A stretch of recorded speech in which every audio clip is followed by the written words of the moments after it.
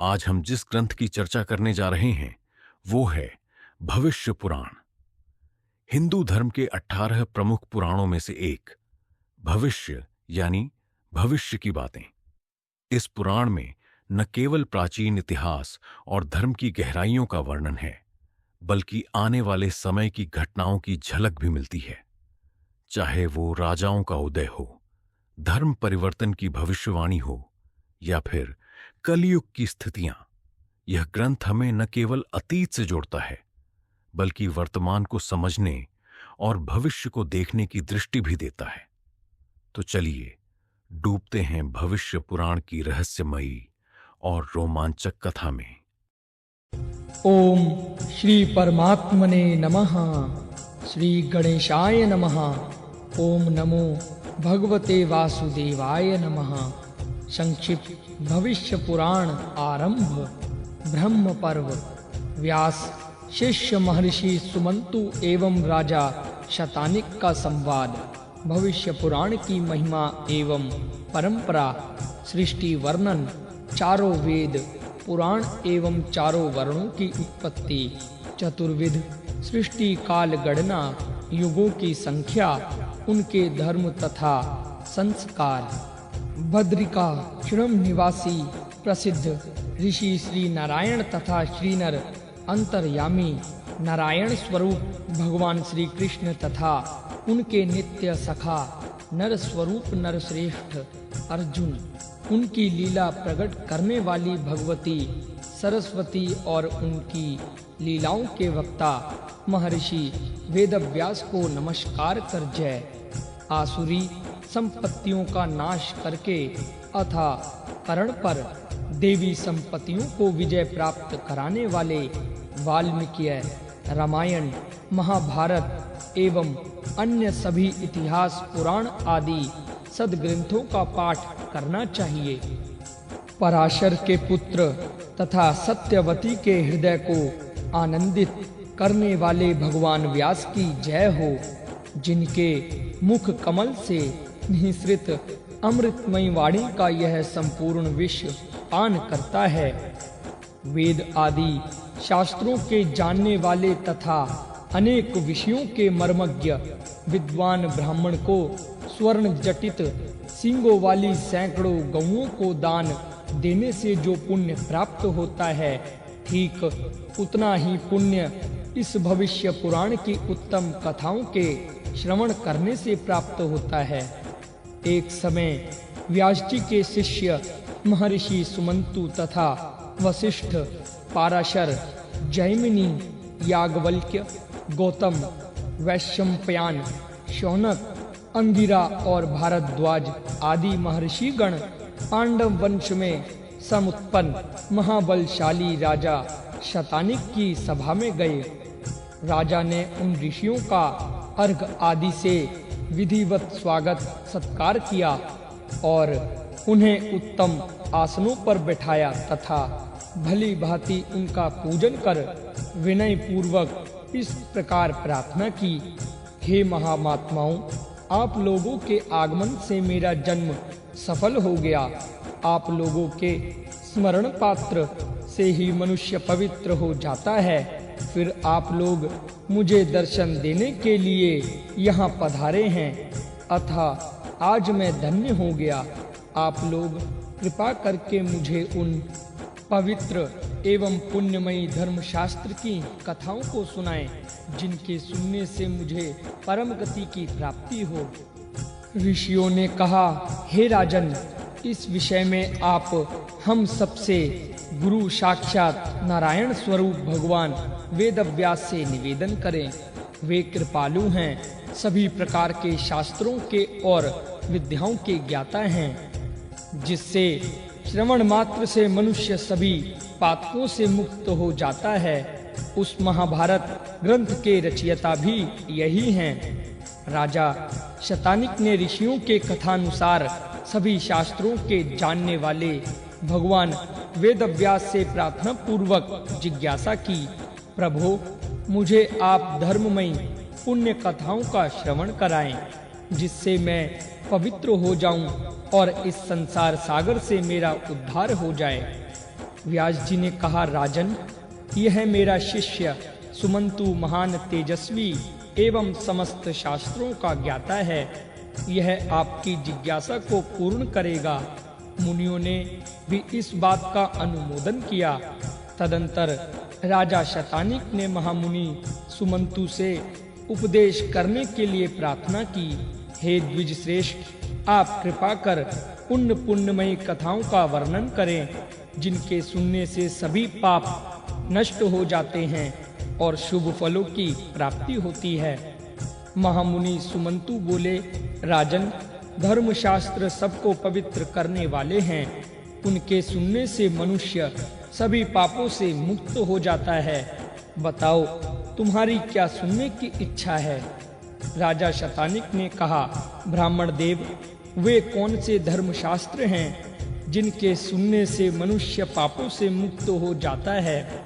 और फिर सुमंतु मुनि ने कहा, राजन, मनु, विष्णु, यम, अंगिरा, वशिष्ठ, दक्ष, संव्रत, शतातप, पराशर, आपस्तंभ, उष्णा, कात्यायन, बृहस्पति, गौतम, शंख लिखित, हारित तथा अत्रि आदि ऋषियों द्वारा रचित मन्व आदि बहुत से धर्मशास्त्र हैं। इन धर्मशास्त्रों को सुनकर एवं उनके रहस्यों को भली भांति हृदय अंगम कर मनुष्य देवलोक में जाकर परम आनंद को प्राप्त करता है, इसमें कोई संदेह नहीं है। शतानिक ने कहा, प्रभो, जिन धर्मशास्त्रों को आपने कहा है इन्हें मैंने सुना है, अब इन्हें पुनः सुनने की इच्छा नहीं है। कृपा कर आप चारों वर्णों के कल्याण के लिए जो उपयुक्त धर्मशास्त्र हों उसे मुझे बताएं। सुमंतु मुनि बोले, हे महाभाव, संसार में निमग्न प्राणियों के उद्धार के लिए 18 महापुराण, श्री राम कथा तथा महाभारत आदि सदग्रंथ नौका रूपी साधन हैं। 18 महापुराणों तथा 8 प्रकार के व्याकरणों को भली भांति समझकर सत्यवती के पुत्र वेद व्यास जी ने महाभारत संगीता की रचना की, जिसके सुनने से मनुष्य ब्रह्म हत्या के पापों से मुक्त हो जाता है। इनमें 8 प्रकार के व्याकरण ये हैं: ब्रह्मा, इंद्र, याम्य, रौद्र, वायव्य, वारुण, सावित्र्य तथा वैष्णव। ब्रह्मा पद्म, विष्णु शिव, भागवत, नारदीय, मार्कंडे, अग्नि, भविष्य, ब्रह्मवैवर्त, लिंग, 12 स्कंद, वामन, कूर्म, मत्स्य, गरुण तथा ब्रह्मण। ये 18 महापुराण हैं। ये सभी चारों वर्णों के लिए उपकारक हैं। इनमें से आप क्या सुनना चाहते हैं? राजा शतानिक ने कहा, हे विप्र, मैंने महाभारत सुना है तथा श्री राम कथा भी सुनी है। अन्य पुराणों को भी सुना है, किंतु भविष्य पुराण नहीं सुना है। अथा विप्र श्रेष्ठ, आप भविष्य पुराण को मुझे सुनाएं। इस विषय में मुझे महत कौतूहल है। सुमंतु मुनि बोले, राजन, आपने बहुत उत्तम बात पूछी है। मैं आपको भविष्य पुराण की कथा सुनाता हूँ, जिसके श्रवण करने से ब्रह्म हत्या आदि बड़े बड़े पाप नष्ट हो जाते हैं और अश्वमेध आदि यज्ञों का पुण्य फल प्राप्त होता है तथा अंत में सूर्यलोक की प्राप्ति होती है। इसमें कोई संदेह नहीं है। यह उत्तम पुराण पहले ब्रह्मा जी द्वारा कहा गया है। विद्वान ब्राह्मण को इसका सम्यक अध्ययन कर अपने शिष्यों तथा चारों वर्णों के लिए उपदेश करना चाहिए। इस पुराण में श्रोत एवं स्मार्त सभी धर्मों का वर्णन हुआ है। यह पुराण परम मंगलप्रद, सद्बुद्धि को बढ़ाने वाला, यश एवं कीर्ति प्रदान करने वाला तथा परम पद मोक्ष प्राप्त करने वाला है। इस भविष्य पुराण में सभी धर्मों का सन्निवेश हुआ है तथा सभी कर्मों के गुणों और दोषों के फलों का निरूपण किया गया है। चारों वर्णों तथा आश्रमों के सदाचार का भी वर्णन किया है, क्योंकि सदाचार ही श्रेष्ठ धर्म है, ऐसा श्रुतियों ने कहा है। इसलिए ब्राह्मण को नित्य आचार का पालन करना चाहिए, क्योंकि सदाचार से विहीन ब्राह्मण किसी भी प्रकार वेद के फल को प्राप्त नहीं कर सकता। सदा आचार का पालन करने पर तो वह संपूर्ण फलों का अधिकारी हो जाता है, ऐसा कहा गया है। सदाचार को ही मुनियों ने धर्म तथा तपस्याओं का मूल आधार माना है। मनुष्य भी इसी का आश्रय लेकर धर्माचरण करते हैं। इस प्रकार इस भविष्य महापुराण में आचार का वर्णन किया गया है।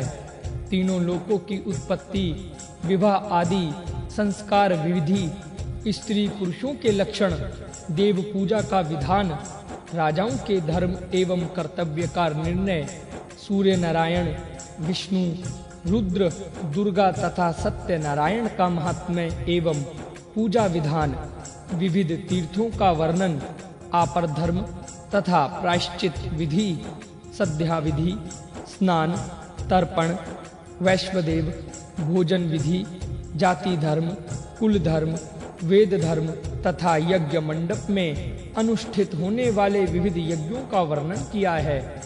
हे कुरुश्रेष्ठ शतानिक, इस महापुराण को ब्रह्मा जी ने शंकर को, शंकर ने विष्णु को, विष्णु ने नारद को, नारद ने इंद्र को, इंद्र ने पराशर को तथा पराशर ने व्यास को सुनाया और व्यास ने मैंने प्राप्त किया।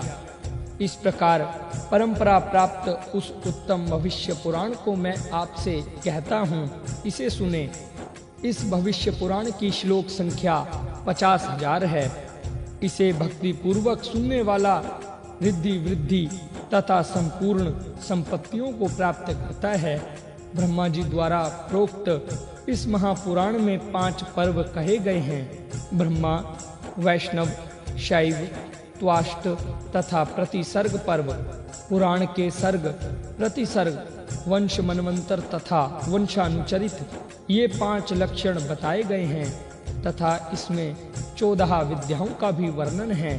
14 विद्याएं इस प्रकार हैं: 4 वेद ऋक्, यजु, साम, अथर्व, 6 वेदांग, शिक्षा, कल्प, निरुक्त, व्याकरण, छंद, ज्योतिष, मीमांस, न्याय, पुराण तथा धर्मशास्त्र, आयुर्वेद, धनुर्वेद, गांधर्व वेद तथा अर्थशास्त्र।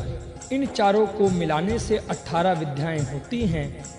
सुमंतु मुनि पुनः बोले, हे राजन, अब मैं भूत सर्ग अर्थात समस्त प्राणियों की उत्पत्ति का वर्णन करता हूँ, जिसके सुनने से सभी पापों की निवृत्ति हो जाती है और मनुष्य परम शांति को प्राप्त करता है।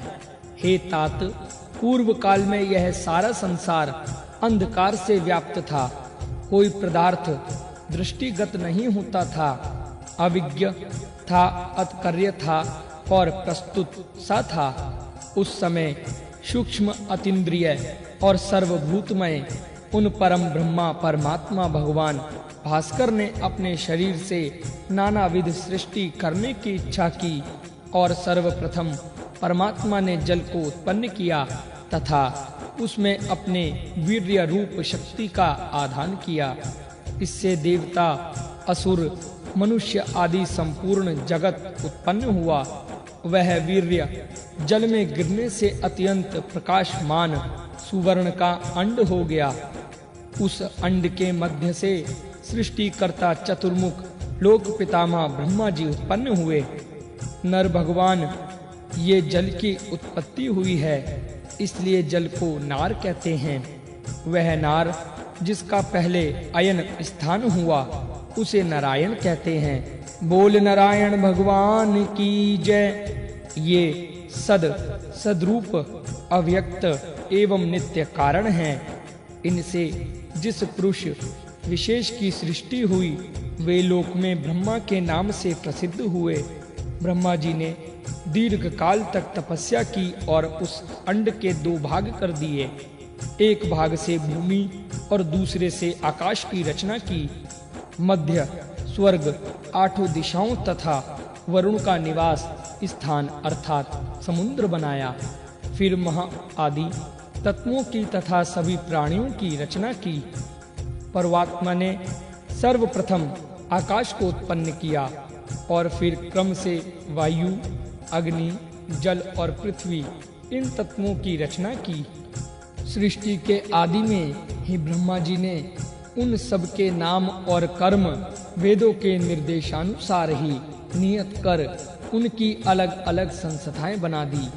देवताओं के तुषित आदि गण, ज्योतिषोम आदि सनातन यज्ञ, ग्रह, नक्षत्र, नदी, समुद्र, पर्वत, सम एवं विषम, भूमि आदि उत्पन्न कर काल के विभागों, संवत्सर, दिन, मास आदि और ऋतुओं आदि की रचना की।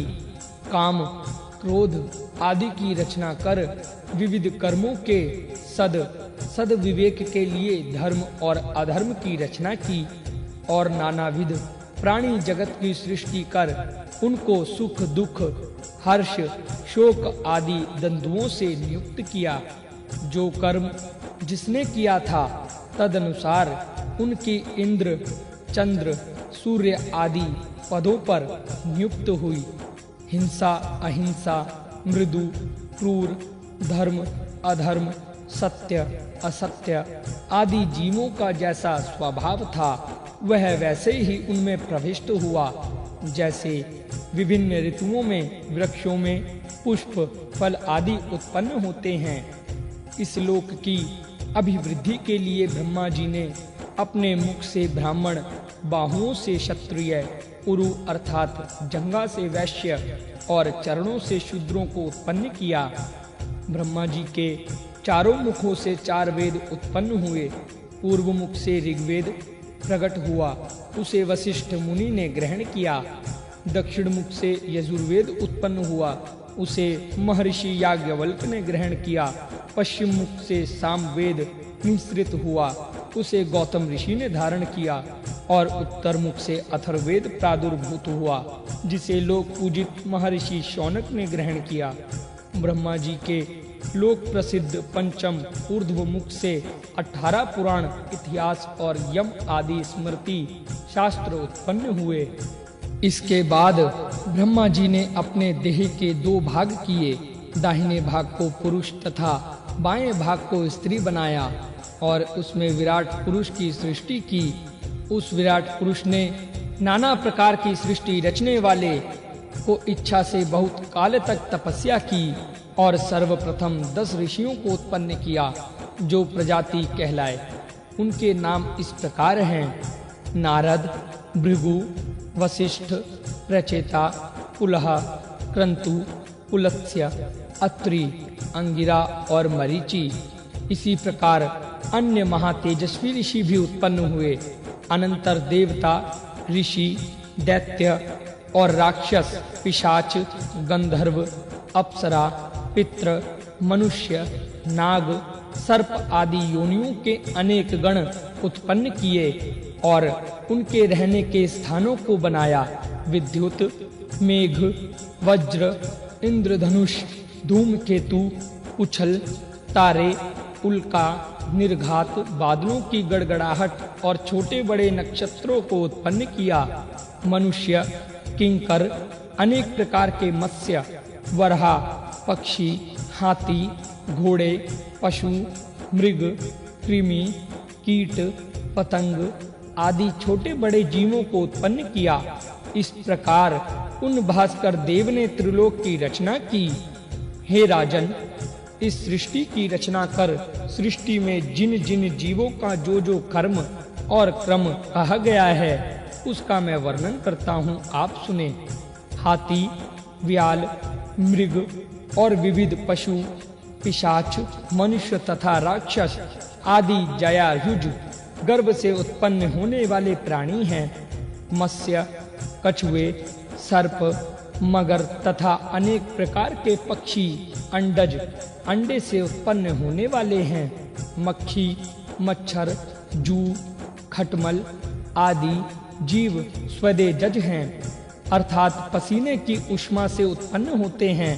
भूमि को उद्भेद कर उत्पन्न होने वाले वृक्ष, औषधियां आदि उद्भिज सृष्टि हैं जो फल के पकने तक रहें और पीछे सूख जाएं या नष्ट हो जाएं तथा बहुत फूल और फल वाले वृक्ष हैं वे औषधि कहलाते हैं, और जो पुष्प के आए बिना ही फलते हैं वे वनस्पति हैं, तथा जो फूलते और फलते हैं उन्हें वृक्ष कहते हैं। इसी प्रकार गुल्म, वल्ली, वितान आदि भी अनेक भेद होते हैं। ये सब बीज से अथवा कांड से अर्थात वृक्ष की छोटी सी शाखा काटकर भूमि में गाड़ देने से उत्पन्न होते हैं।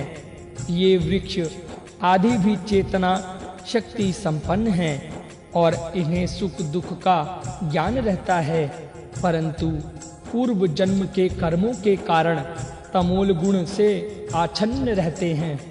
इसी कारण मनुष्यों की भांति बातचीत आदि करने में समर्थ नहीं हो पाते। और इस प्रकार यह अत्यंत चराचर जगत भगवान भास्कर से उत्पन्न हुआ है। जब वह परमात्मा निद्रा का आश्रय ग्रहण कर शयन करता है तब यह संसार उसमें नील हो जाता है, और जब निद्रा का त्याग करता है अर्थात जगाता है तब सब सृष्टि उत्पन्न होती है और समस्त जीव पूर्व कर्मानुसार अपने अपने कर्मों में प्रवृत्त हो जाते हैं। वह अव्यव्य परमात्मा संपूर्ण चराचर संसार को जागृत और शयन दोनों अवस्थाओं द्वारा बार बार उत्पन्न और विनिष्ट करता रहता है। परमेश्वर कल्प के प्रारंभ में सृष्टि और कल्प के अंत में प्रलय करते हैं। कल्प परमेश्वर का दिन है, इस कारण परमेश्वर के दिन में सृष्टि और रात्रि में प्रलय होता है।